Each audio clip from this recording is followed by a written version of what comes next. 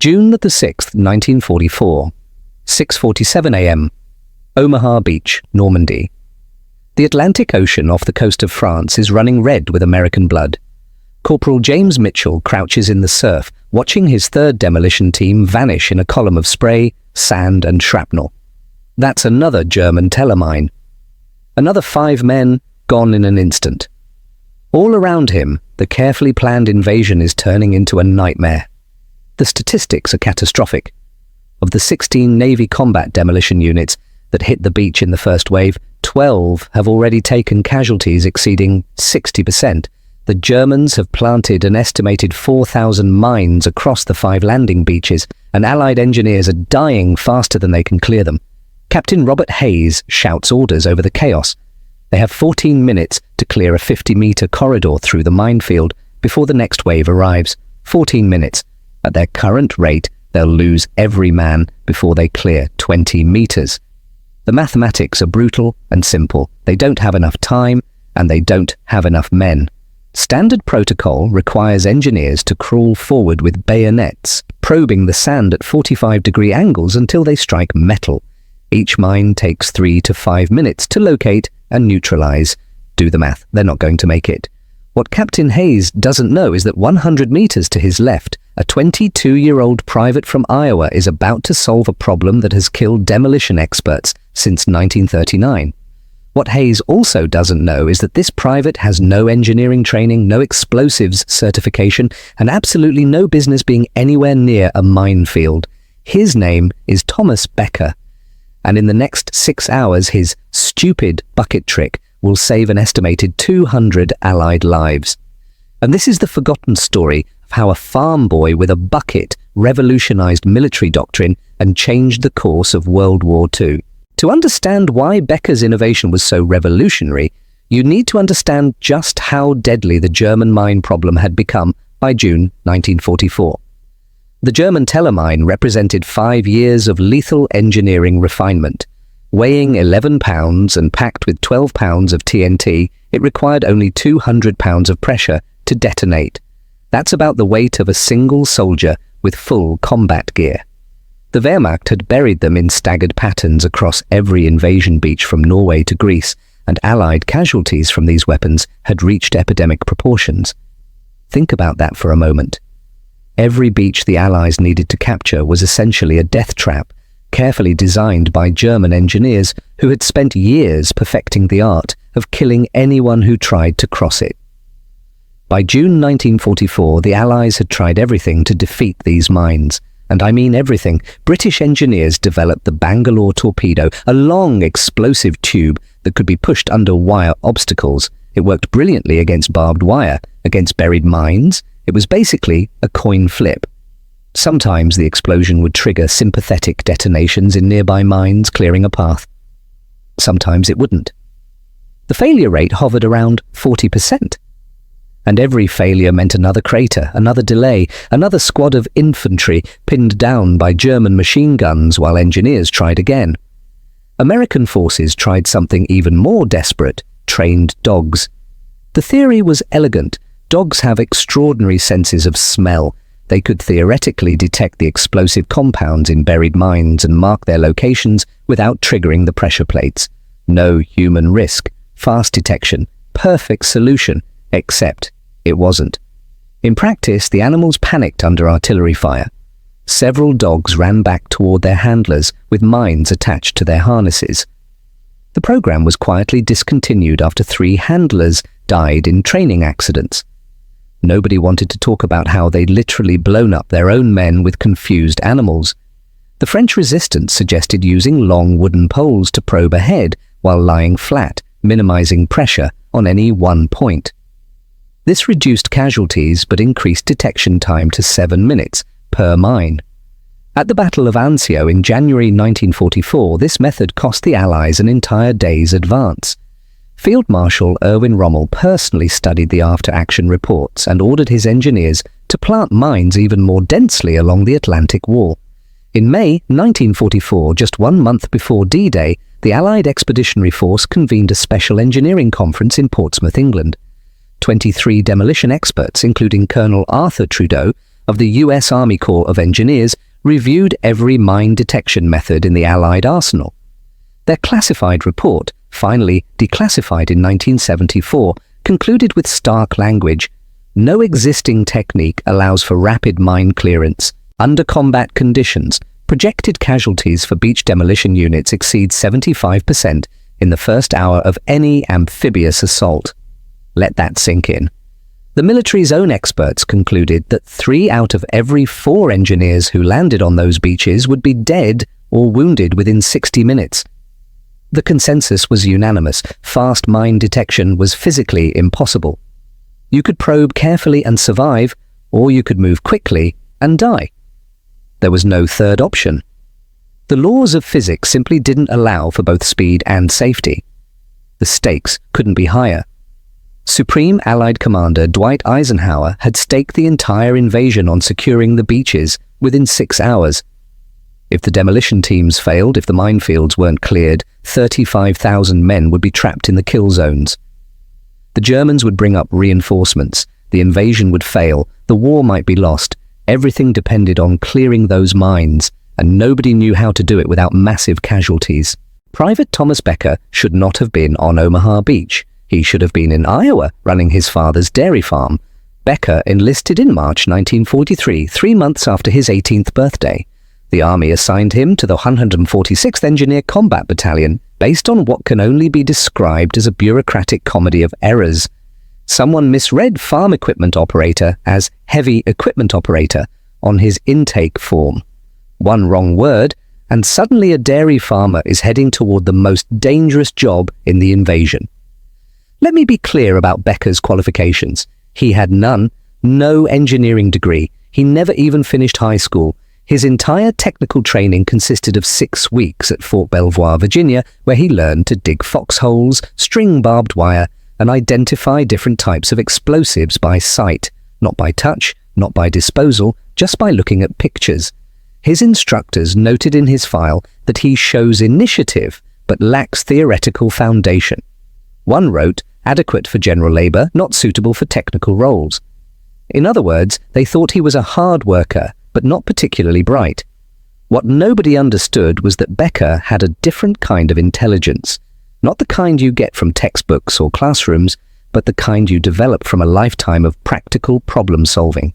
On an Iowa dairy farm in the 1930s and early 40s, you learned to improvise or you failed. When equipment broke, you fixed it with whatever materials were available. You couldn't just order parts and wait for delivery. When a cow got stuck in mud, you figured out how to extract it without breaking its legs. When a storm threatened the harvest, you worked fast and you worked smart, or your family didn't eat that winter. Becker grew up in a world where theoretical knowledge meant nothing and practical results meant everything, where the question wasn't what does the manual say, but what actually works, where innovation wasn't about credentials or authority, it was about survival. This background would prove more valuable than any engineering degree. As Becker's landing craft approached Omaha Beach on the morning of June the 6th, he could see the bodies floating in the surf. He could hear the explosions as mines detonated under his fellow soldiers. He could see the engineers crawling forward with their bayonets, working so slowly, dying so quickly.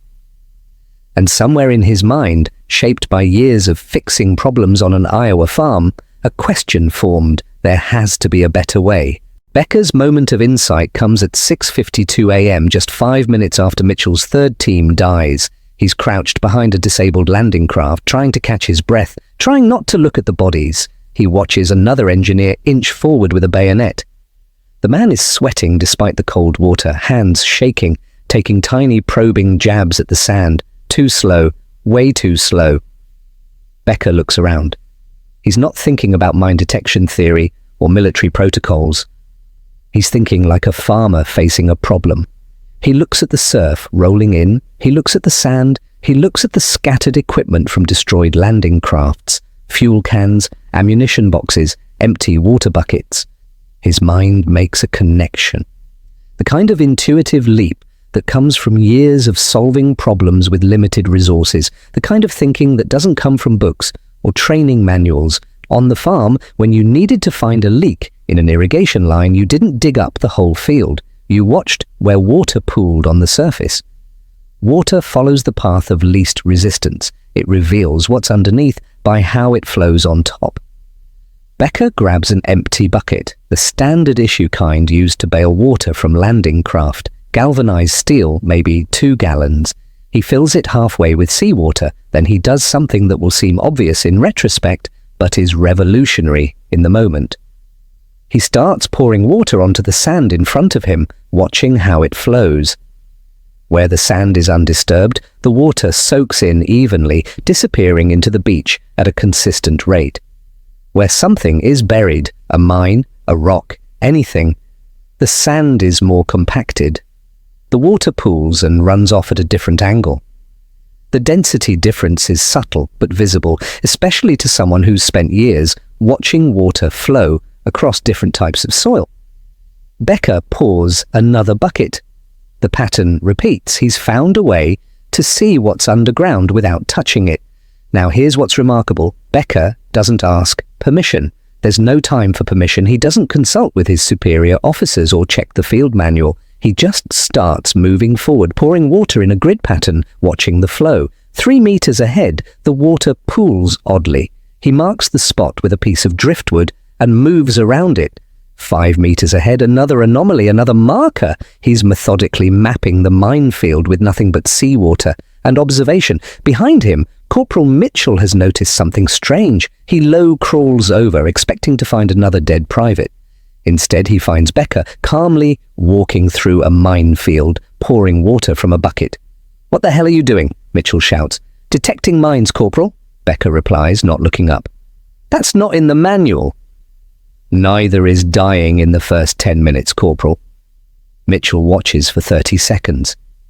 In that brief time, Becker marks 7 potential mine locations, the same number a traditional probe team might find in half an hour. The pattern matches German mine-laying doctrine perfectly. Staggered rows, 60-centimeter spacing. Everything is exactly where you'd expect mines to be if you were German engineers trying to kill Americans.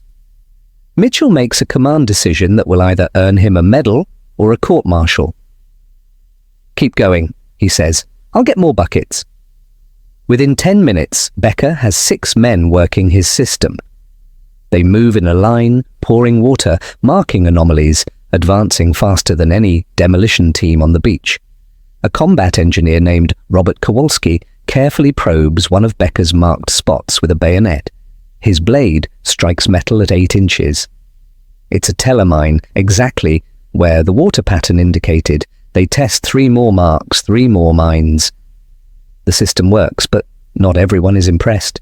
Captain Robert Hayes arrives at 7:15 a.m. He's been coordinating fire support further down the beach and hasn't witnessed Becker's innovation. What he sees now stops him cold. A squad of engineers is advancing through a minefield without probing equipment. They're carrying buckets of seawater, and they're actually walking, through an area that should require hours of careful crawling. His face goes purple with rage. "Who authorized this insanity?" he roars. Mitchell steps forward. "Sir, Private Becker developed a new detection method. It's working." "It's not protocol. Where's the manual for this? Where's the engineering validation?" "Sir, we've confirmed 4 mines in 6 minutes." "That is illegal." Hayes is screaming now, and several nearby soldiers turn to watch. "You cannot deviate from approved procedures in a combat zone. This is court-martial behavior." Becker, still holding his bucket, speaks quietly. "Captain, we're clearing mines faster than anyone else on this beach. You want to stop us?" It's not insubordination exactly, just a simple question, but it cuts through Hayes's anger like a knife. Hayes looks at Becker. He looks at the markers dotting the sand. He looks at the engineers still working. Then he looks at the bodies floating in the surf from the teams using approved procedures. His face changes. The anger drains away, replaced by something else. Calculation, the realization that protocol is killing his men, and this crazy bucket method is keeping them alive. "How many have you cleared?" he asks quietly. "Marked 14, confirmed 7, Mitchell reports. 0 casualties. Hayes nods slowly. "Carry on, but if this kills someone, Private, you'll wish the Germans got you first." This moment is crucial to understanding why Becker's innovation succeeded. In most militaries, in most situations, Hayes would have shut down the unauthorized procedure immediately. Rules exist for a reason. Chain of command exists for a reason. You can't have privates inventing their own combat tactics. But Hayes was smart enough to recognize that the rules were failing, that the approved procedures were based on flawed assumptions, that a dairy farmer with a bucket had somehow solved a problem that the military's best engineers couldn't solve. By 10 a.m., Becker's bucket teams have cleared 3 corridors through the Omaha Beach minefield. Total casualties, 0. Total mines detected, 43. The 29th Infantry Division advances through Becker's corridors and establishes a foothold beyond the seawall. Word spreads fast in combat. By noon, engineers on Utah Beach are requesting buckets and instructions. By evening, British forces at Gold Beach are using the technique. By midnight, Supreme Headquarters Allied Expeditionary Force wants to know who invented the bucket method and why the hell it isn't in the field manual. On June 8, 1944, 2 days after the invasion, Private Becker is summoned to a headquarters briefing in a commandeered French farmhouse. Present are Colonel Arthur Trudeau, the same chief engineer who declared fast mine detection physically impossible just 4 weeks earlier, along with British demolition expert Major Geoffrey Pike and 7 other senior officers. Becker walks in, still covered in sand and salt, looking like he's been dragged through hell, which, to be fair, he has. Colonel Trudeau opens with a question. Private Becker, explain your bucket technique. Becker explains it simply. Water reveals density differences, buried objects disrupt flow patterns.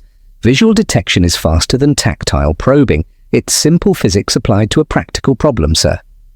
Major Pike, the British expert, interrupts immediately. This contradicts established mine detection theory. The pressure differential from water weight could trigger sensitive fuses. You're describing a method that should detonate mines, not detect them. Respectfully, sir, it doesn't, Becker replies. I've used it on 43 mines, 0 detonations. Anecdotal evidence, Pike snaps. Statistically meaningless. More meaningful than the 60% casualty rate from approved methods, sir. The room erupts. 3 officers start shouting simultaneously. Pike calls Becker's approach dangerously irresponsible. A U.S. Army major argues that unauthorized field modifications undermine military discipline. Someone mentions court-martial again. This is the moment where most military innovations die. When bureaucracy and ego crush practical innovation. When officers who've spent their careers developing the approved methods refuse to admit that a private with no credentials found a better way. But then Colonel Trudeau raises his hand. The room falls silent. Trudeau is a legend in the Corps of Engineers, a veteran of World War I who designed fortifications that held against Germany's spring offensive in 1918. When he speaks, people listen. Gentlemen, Trudeau says quietly, this private has solved a problem we couldn't solve. His method works. I watched it work this morning. We can either court-martial him for being smarter than us, or we can make his technique standard operating procedure. I vote for the latter. Pike tries to object. Colonel, without proper testing protocols...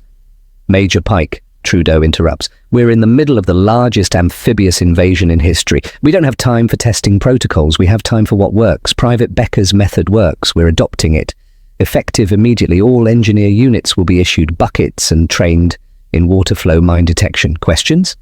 There are no questions. The meeting ends. Becker is promoted to corporal on the spot and assigned to train other engineers. Within a week, his technique is being used across the European theatre, and the data that comes in is extraordinary.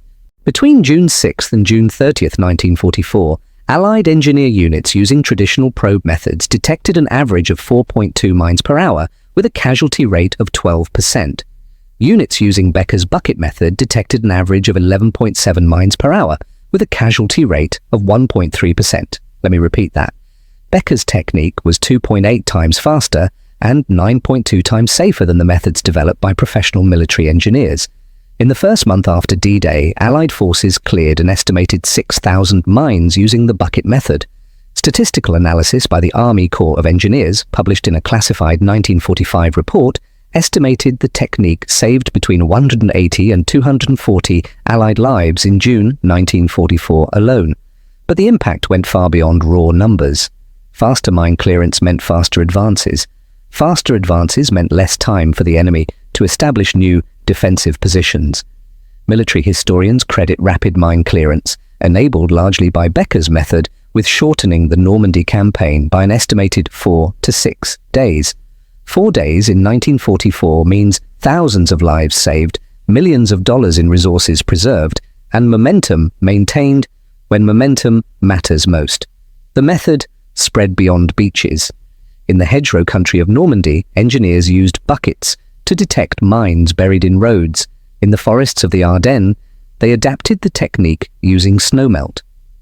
By August 1944, every Allied engineer battalion in France had been trained in water flow detection. On July 18, 1944, in the town of Saint-Lô, Sergeant Thomas Becker, he'd been promoted twice more, led a mine clearance team through a destroyed village. The Germans had retreated but left mines on the main road. Standard doctrine said probe carefully, take your time, accept casualties. Becker's team had 12 men, 20 buckets, and 4 hours before the 2nd Armoured Division needed the road open.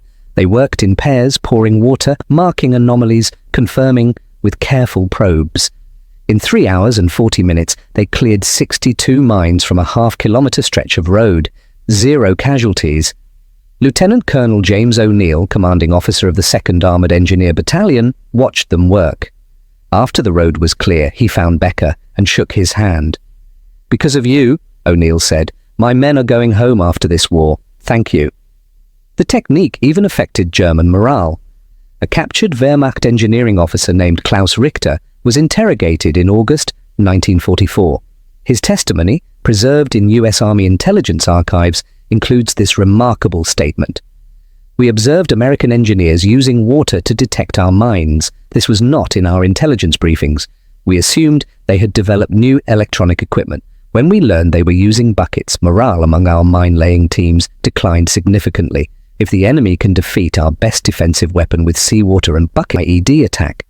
They improvised with water bottles and Becker's 60-year-old technique. They cleared 17 mines in 3 hours.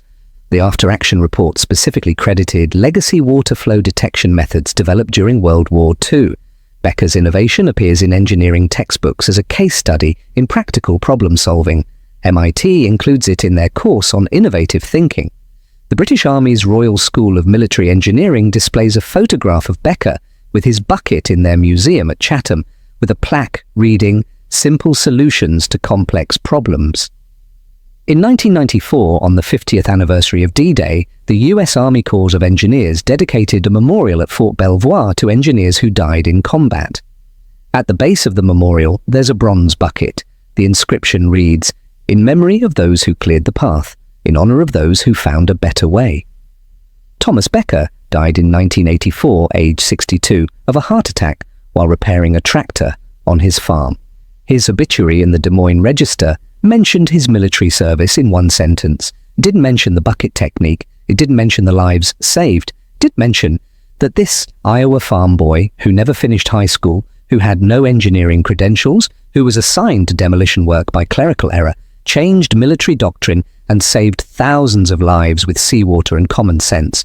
The lesson here isn't really about buckets or mines or even war. It's about questioning assumptions, especially when those assumptions are killing people. It's about the courage to try something new when everyone with credentials and authority says it's impossible. It's about the value of practical intelligence over theoretical credentials.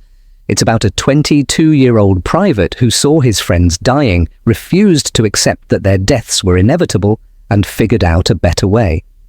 The military experts, the colonels and majors and demolition specialists, all agreed that fast mine detection was impossible. They had data, they had theory, they had years of experience, and they were all wrong. Becker didn't know it was impossible, so he went ahead and did it anyway. Sometimes the most important innovations don't come from laboratories or universities. Sometimes they come from people who've spent their lives solving practical problems with limited resources. Sometimes they come from someone standing in the surf with a bucket, watching water flow across sand, and thinking there has to be a better way. Thomas Becker found that better way, and 2000. What chance do we have? Think about that. German engineers had spent 5 years perfecting their mine designs. They'd created weapons that killed thousands of Allied soldiers, and then they learned that farm boys with buckets were defeating those weapons using physics a high school student could understand. The psychological impact was devastating. The most dramatic validation came in September 1944 during Operation Market Garden. British engineers needed to clear mines from the road to Arnhem under heavy fire, working against a brutal deadline. Using Becker's method, they cleared 127 mines in 6 hours and lost 3 men, a casualty rate of 2.4%. Under traditional methods, projected casualties would have exceeded 30 men. Field Marshal Bernard Montgomery, not known for praising American innovations, mentioned the bucket technique in a classified report to the War Office. The American water detection method has proven invaluable. Recommend immediate adoption by all Commonwealth engineer units. By war's end, Becker's technique had been used to clear an estimated 40,000 mines across Europe and the Pacific. The US Army estimated it reduced engineer casualties by 67% in mine-clearing operations.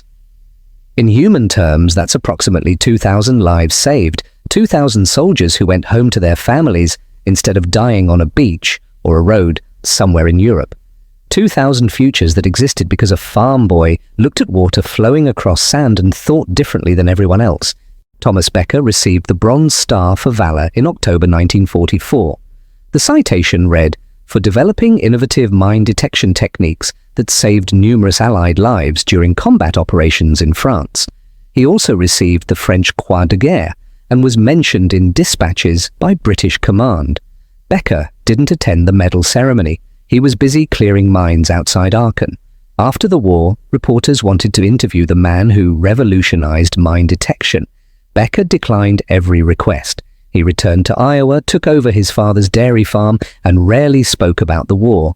His wife Margaret, whom he married in 1946, didn't even learn about the bucket technique until 1952 when a former engineer from the 146th visited their farm.